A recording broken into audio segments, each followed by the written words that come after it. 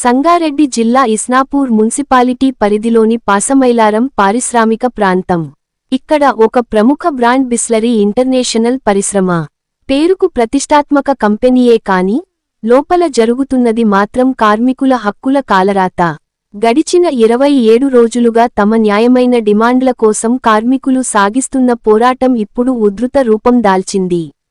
నిన్నటి వరకు శాంతియుతంగా నిరసన తెలిపిన కార్మికులు ఈరోజు వినూత్నంగా మోకాళ్లపై నిలబడి యాజమాన్యం తీరును ఎండగట్టారు. ఈ సందర్భంగా సిఐటియు రాష్ట్ర వర్కింగ్ కమిటీ సభ్యులు, యూనియన్ అధ్యక్షులు అతిమేల మాణిక్ మాట్లాడుతూ సంచలన వ్యాఖ్యలు చేశారు. చట్టబద్ధంగా యూనియన్ ఏర్పాటు చేసుకుంటే ఉద్యోగాల నుంచి తొలగిస్తారా అని ఆయన యాజమాన్యాన్ని సూటిగా ప్రశ్నించారు. ఇది భారతదేశమా లేక యాజమాన్యం ఇష్టానుసారంగా నడిపే సామ్రాజ్యమా అని నిలదీశారు. యాజమాన్యం తన అహంకారంతో కార్మికుల పొట్ట కొడుతోంది. చట్టానికి విరుద్ధంగా తొలగించిన ప్రతి కార్మికుడిని వెంటనే విధుల్లోకి తీసుకోవాలి. లేనిపక్షంలో సంగారెడ్డి కలెక్టరేట్ ముట్టడి తప్పదని హెచ్చరించారు.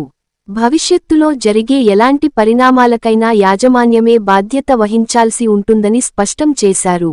ఈ కార్యక్రమంలో సిఐటియు జిల్లా కమిటీ సభ్యులు Raju, union general secretary Shekhar Reddy, నాయకులు ప్రవీణ్ గౌడ్, నవీన్, సతీష్ గౌడ్, కృష్ణ కుమార్ తదితరులు పాల్గొన్నారు.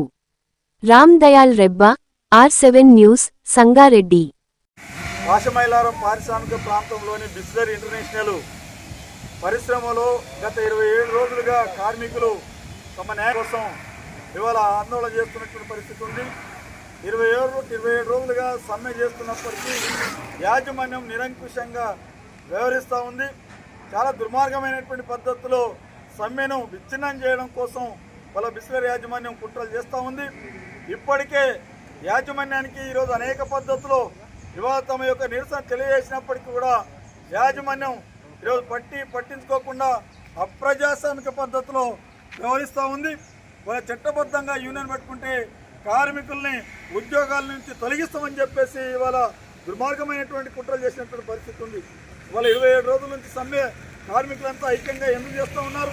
ఇవాళ ఈరోజు అక్రమంగా తొలగించినటువంటి కార్మికుల్ని తీసుకోవాలని చెప్పేసి, ట్రాన్స్ఫర్లు చేయొద్దని చెప్పేసి, వేతన ఒప్పందం చేయాలి అని చెప్పేసి, అట్లనే పరిశ్రమలో ఉన్నటువంటి కార్మికుల యొక్క సమస్యల్ని పరిష్కారం చేయమని చెప్పేసి ఇవాళ యాజమాన్యానికి అడుగుతూ ఉన్నారు.